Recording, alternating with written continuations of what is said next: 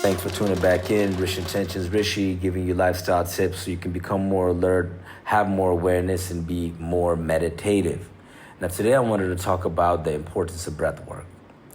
If you want to work with somebody, a coach or some spiritual teacher, you want to hire a personal trainer, or you're looking for a life coach, most likely they're going to say they offer some breath work or they have some breath work training. Now, why do they offer this and why is this such a trend right now? Well, the breath work essentially has been a part of yoga for thousands of years, over 5,000 years, and it was a practice called pranayama.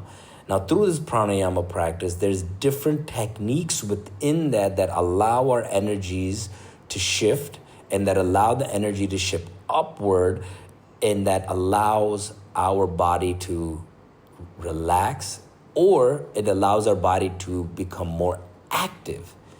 And therefore, through that activation, we have more clearer thoughts.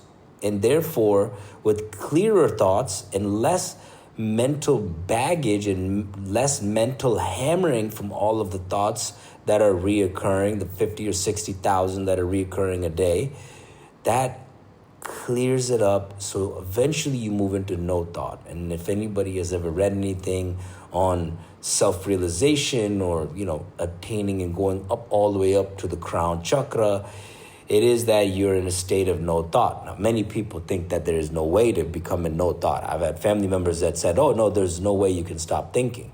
It's just that, well, it's not that you cannot stop thinking. It's they haven't utilized their body enough to have more of a dynamic practice and put in the effort whereby which you can get into no thought. And from that, and from speaking with those that are close to me and them being a contrarian to this, no thought for those people who cannot sit still is an impossibility. It's impossible. And if you've been tuning into the meditation, to those who have been watching it on TikTok, listening to it on Spotify, or checking out some of the guided meditations on YouTube, thank you so much, and thank you for providing me your feedback. The ones that I've been doing are seated meditation and guided by my voice. Now, not all of the meditation techniques that I teach are that. Is a guided way by just sitting.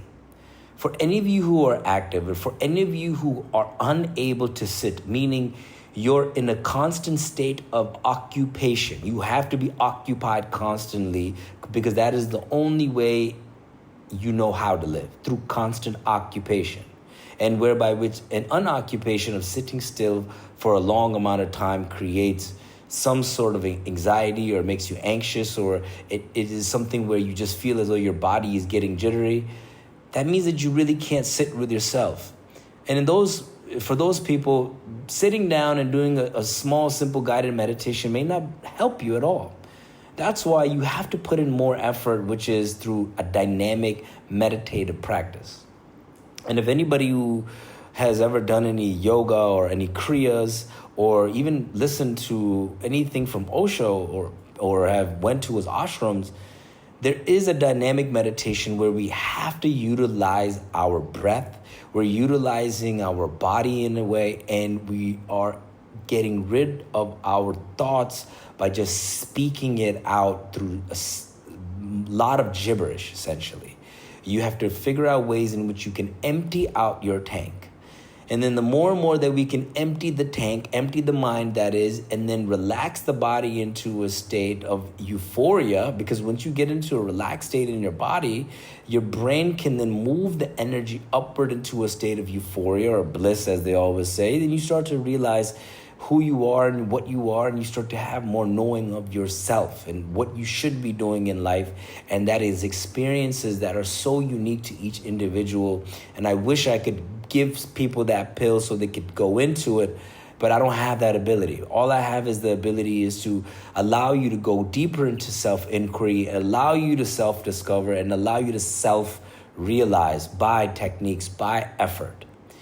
And you have to apply certain effort before it becomes effortless. That's sort of the contradiction of meditation is, well, I have to put in effort and then I'm going to become effortless and then I'm going to get into a space of silence and stillness and then something is all of a sudden going to happen. Sounds so esoteric. Like, how the fuck can that happen? Trust me, it can happen. And the reason why I give people the techniques to get to that state is because meditation is the gateway, just like breath work is the bridge. And today, the technique is breath work. What is it? It is simply the ability to recognize the airflow that's happening and then being able to release it controlled, or you release it uncontrolled. You're taking a conscious effort into your breath, because breath will allow us to alkalize our body. And to quote Wim Hof, who's created a method on re-alkalizing your body through the Wim Hof method, by the ability to warm your body by going into below freezing water, just as the old rishis were doing it in the Himalayas or in Himachal Pradesh, mountainous areas, because they have been able to control their breath and they're wearing just a loincloth. That's really what it's been about. It's about how do we utilize our breath in incorporating it in our life so we can, 1, maintain our temperature, 2, get rid of any of the thoughts, 3, shift our energy, and 4, get to a place of bliss. So breath work, there's many different forms, which is you breathe in and then you release at a timed control. There's the cosmic breaths, that's a Kriya, in which it's more of a cosmic breath where you could really breathe in, and then you could also pump, you could release out, you could count it, you could inhale in, you could hold, or you could also do chaotic breathing. Now, the chaotic breathing was what Wim Hof really discusses and what I've been practicing, but a little tweak to it through using it as one of the methods into guiding you into a meditative, relaxed, calm state. So when we have breath, if we inhale deeply and then we release significantly, that is removing a lot of the tension, right? So you're expounding yourself, you're inhaling and expounding. It's almost like a river that's coming from the top of a mountain. It splashes down very fast, and then eventually it'll start to flow. So the more that you're able to splash out your air coming from your mouth, just expounding it super strongly, your body is now going into almost a shock. It's like, wow, it's getting hit with something new. And once you start hitting it with new, and you start to inhale new, you start to get it out, inhaling and exhaling, if it becomes more chaotic, I recommend trying it for about 10 minutes. As it becomes chaotic, you'll then start to feel like a little bit of tingling sensation, a little bit of electricity coming in through your body. It is shifting slightly. Your blood is now tingling with the sensations that happen from utilizing your breath. Imagine how your body breathes heavy when you're faced with some sort of fear, or you're about to go and jump out of an airplane. And all of a sudden, your heart rate is starting to beat and pound fast if it's your first time. And then all of a sudden, it's going to be calm once you're coasting within the clouds and you're going down. Or when you're in lust with somebody, your breathing techniques start to change. Or when you're in traffic, it's going to start to change. Or when you're, have a lot of weight in your hands and you're in the gym, the breath will start to change. Or when you're really calm and you're just relaxed and you're watching your favorite movie or you're listening to your favorite track, the breath is always going through certain changes, and it's so subtle, but you don't know. So now we take effort into making it dynamic, where we're breathing in. That cycle in itself will then allow us to get more electric. It is difficult for you to think about your problems or anything like that. That's why people, yogis, rishis, or people who are into self-discovery always practice breath work. And coaches now, it's been a trend to offer breath work technique as a way to become, or as a way to regulate your nervous system. Now, forget about regulating your nervous system. Yes, it is the consequence of breath work, but nervous systems and the different components of it, I don't want to go into now. But I want you to just think about and recognize and observe the breath, and let's start to make it a little bit more chaotic with a conscious effort, and then we start to sit. So if you're unable to sit via guided meditation, let's do a little bit more dynamic practices, and I'll show you those dynamic practices. I'll be discussing them for the next few months or throughout some of the other content that will be released soon, and applying it so you could go into a really calm state. Now, after you apply that, after you're saying, okay, I've done this breath thing, I've sat with it, you just keep the cycle going for about 5 to 10 minutes. If you can't do 10 minutes, 10 minutes is ideal. If you could start with 5, start with the 5.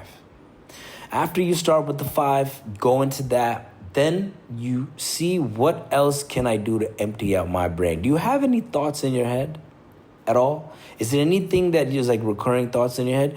I want you to speak it out loud.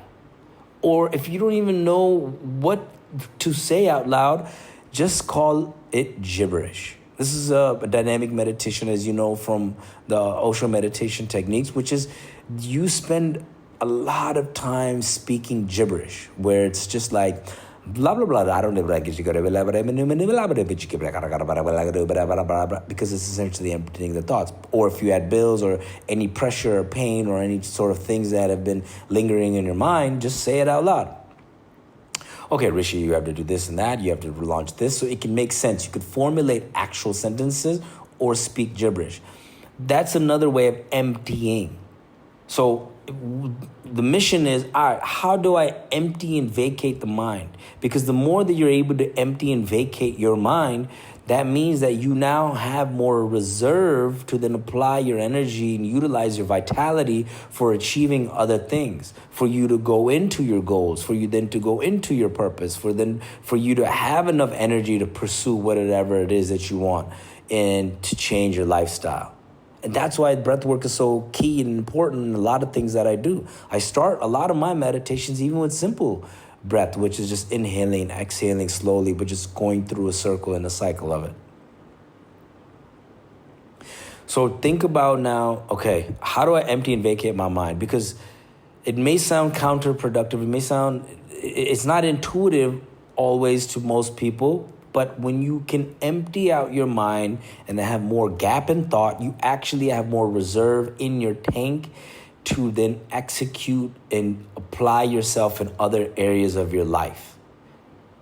So I found in my experience and by talking to people, because of the burden that's on their mind, because of the burden that is in your head from a family or a bill or a career, or even the fact that you're unable to express yourself, or you're dealing with a relationship that you know is not going in the right direction, or you can't get out of it, or you're in it and you want your partner to change, you're trying to control things.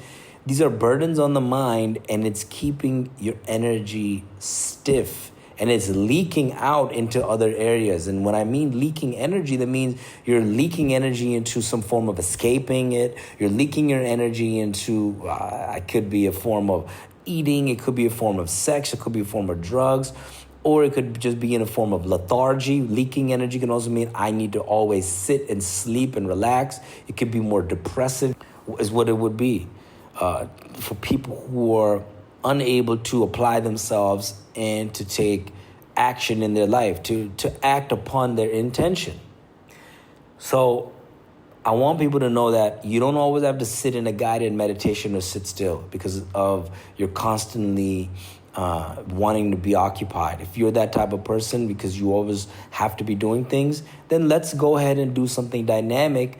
And starting with the breath is so beautiful, so you could breathe into your place of sitting still. It's just like when somebody says there is no light without dark. There is no calm without the storm. So I'm creating a storm for you through the practices, or you could try it on your own. And then after the storm, you have to drop into the calm. try now, for anybody who's experiencing this for the first time, if you can't sit down or you don't have the ability to be in Siddhasana or you don't have the ability to lay in Shavasana and for hours or even for 10 minutes, if you just can't sit in meditation or sit still, let's apply something that's dynamic. Let's start with the breath. Let's start with making it more chaotic. And let's start with talking it out. Just spewing out all of your thoughts into the air, making it gibberish. It may seem weird to the other people around you, but if you have the ability to be in a room by yourself or maybe in your office or a space that's just for you where you're not afraid of if other people are hearing. Many people are afraid of, what's other people going to say or hear if they see me doing these weird things. Ignore them. Speak out the gibberish for as long as you can. I prefer you to do it for 5 to 10 minutes. Similarly with the breathing, start it out for 5 to 10 minutes. And then right after that, just drop yourself wherever you are and lay and sit. These are some of the techniques from a lot of the meditations and the dynamic meditations from Osho. You guys should definitely check it out. There's an actual book on it from his lecture series called Meditations. But I don't want to give you the full practice just yet if you're new or you're experiencing, and to incorporate more of my guided instruction through it without you wanting to explore and try it for yourself. And I don't want you to pay significant amount of money for coaches or go to yoga studios if it costs you a lot. Like, these things are available and these tools are available for you to try and to experience. And the more and more that you're willing to experience, or even if you're willing, not even willing, let's say you have the doubt. If you're doubting the fact that I'm saying try chaotic breathing and try speaking gibberish, if you doubt it, the only reason I recommend it is because I've tried it and I've experienced it, and then I've dropped into a sense of silence. Now, I prefer to do it alone. Initially, I would do it with a group of people. We're all on that same page. Now, group practices of dynamic meditation are fantastic at times, but also I prefer to do things on my own first, experience it on my own, and then maybe I could be a part of a group setting. Because essentially, the self-realization comes by yourself. And you have to be selfish enough to then say, I'm moving towards a place of inquiry, and I'm going to be questioning whatever is being in front of me via my teachers or via my coaches, and I will explore. And yeah, I'm doubting it. I don't know if it's going to work. The fact that you don't know if it's going to work is one of the reasons on why you should actually explore. Or if you're listening to this now, means that you're wanting to explore. You're tuning in to explore. There's something inside of you right now that's saying, Rishi has something that is worth listening to because he's saying something without receiving an immediate benefit. My goal has always been to give you the tools and resources that I've experienced over the decade and allow you to experience it on your own, because I found great liberation from that, and it allowed me and moved me into a place of self-knowing. And many people say they know themselves, but they also don't know themselves, or they haven't done anything that was not common. And if you're not willing to experience anything that's not common, if you are not willing to experience something that's unknown to you, your life will not change. You're still going to operate around the same path, and there is going to be no turns and twists on the journey. And imagine taking a road trip. On every road trip, you have to take an exit or two to get to where you need to get to. There's always exits on that highway. There's long roads of straight highway lanes that can take you through it, but you have to take an exit.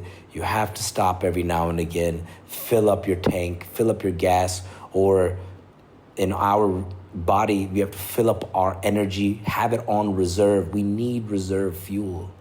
And the best way that we can have reserve fuel so we can keep going on that journey is by utilizing meditation. And that's why I do what I do. to give you those techniques, and that's why I love meditation. And that's what I love about breath work. It's a bridge to meditation. And that's what I also love about emptying and vacating the mind. It allows me to become more meditative. It allows an infinite possibility to arise within the self. And it allows us to just know more of who we are. And it allows us to act on our intentions.